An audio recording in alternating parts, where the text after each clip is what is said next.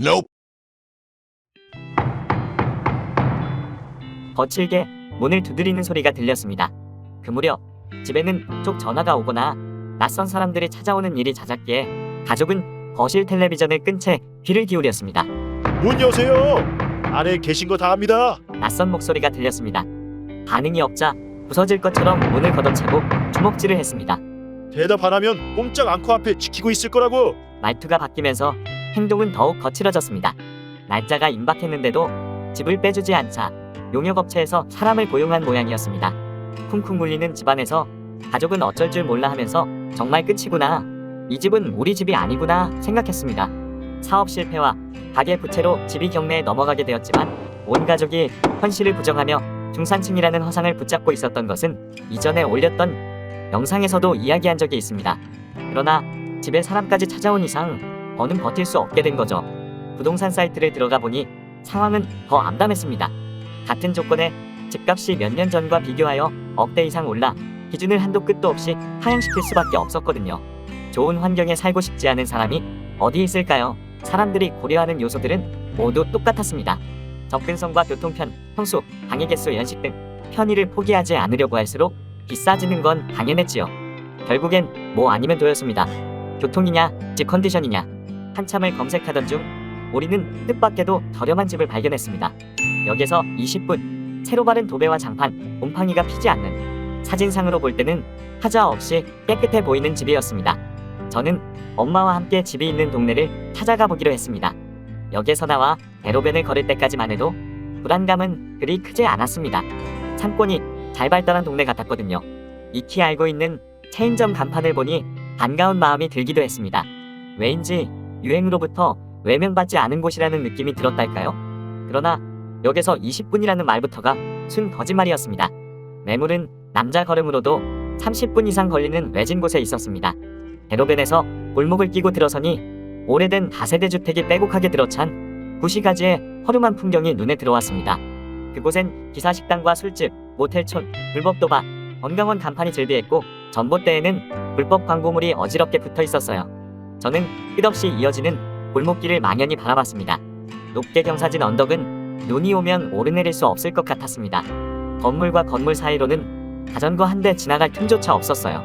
반대편 건물과 바짝 마주본 창문으로 햇빛이 들어오기는커녕 이웃의 냄새와 소리가 뒤섞여 들어올 것 같았습니다. 골목 안으로 깊숙이 들어갈수록 엄마는 말수가 적어졌습니다. 우리는 열쇠 꾸러미를 짤랑거리는 주인 아주머니를 따라 회색 페인트 칠이 벗겨진 계단을 올라갔습니다. 가건물 두 개가 엇갈려 연결된 독특한 구조로 인해 반대편 집 마루와 산림세간을 훤히 들여다볼 수 있었는데요. 합판 몇 개의 타카를 박아 덧댄 벽과 먼지 낀 대나무 발이 대강 시야를 가리고 있었지만 생활을 분리하기에는 역부족이었어요. 얼핏 반대편 집을 보니 생활집기와 쓰레기 봉투가 현관에서부터 꽉 들어차 있어 드나들기 불편해 보일 정도였습니다. 무엇보다 평일 대낮인데 속옷바람으로 마루에 누워 텔레비전을 보는 남자를 본 순간 저는 경계심을 풀지 못했습니다. 다른 집 마당을 뻔히 공유해야만 내 집으로 들어설 수 있다는 게, 특히 여자 가족들이 맞은편 집 사람의 시선을 받으며 귀가해야 한다는 게 영 꺼림칙하고 불편했습니다. 여기랑 가까운데 이 가격 받는 거 쉽지 않아요. 결정을 독촉하는 아주머니의 말에 우린 계속 대답을 미뤘습니다. 전에 살던 사람의 흔적을 깨끗하게 비우고 청소한 집인데도 그곳이 우리 집이 될 거라는 상상은 하기 어려웠습니다. 가구와 물건을 공간에 배치해 볼 생각조차 하지 않은 채 남의 집 구경하듯 서 있을 따름이었어요. 대체 무엇 때문이었을까요? 황토색 장판과 꽃무늬 벽지, 습한 기운이 감도는 실내 공기, 탁한 형광등 불빛, 나무 문짝에 붙은 어린이용 스티커, 그런 부분이 거슬릴 수도 있었지만 큰 문제는 아니었어요. 방은 생각보다 괜찮았고 살만했습니다. 머릿속에서 자꾸만 우리가 원래 살았던 신도시 아파트가 아련히 떠오르지 않았다면 좋았을 텐데 말이죠. 언덕을 내려오는 엄마의 표정에서는 더 이상 아무런 기대감도 찾아볼 수 없었습니다. 이 동네 어디를 가도 사정은 다르지 않을 거라는 생각도 들고 결국 집을 알아보지 못했단 사실에 걸음이 무거웠어요. 겪어보지 못했던 삶을 나의 삶으로 받아들인다는 건 마음의 여유가 있을 때나 가능한 일인가 봅니다. 집을 구하러 가기 전에 속으로 다짐하듯 괜찮을 거라고 아닐 거라고 말했지만 사실은 은근하고도 끈질긴 편견을 필사적으로 부정하고 있었는지도 모릅니다. 왜? 나의 가난은 늘 이토록 새삼스럽게 다가오는 것일까요? 요즘 대한민국의 현실을 보면 우리 가족이 집을 잃고 방황했던 날들이 떠오를 때가 많습니다. 그때보다 상황이 나아지기는커녕 작은 희망마저 사라지고 있다는 것이 절망스럽게 느껴집니다. 잇따른 부동산 정책 실패로 집값은 오히려 폭등했습니다.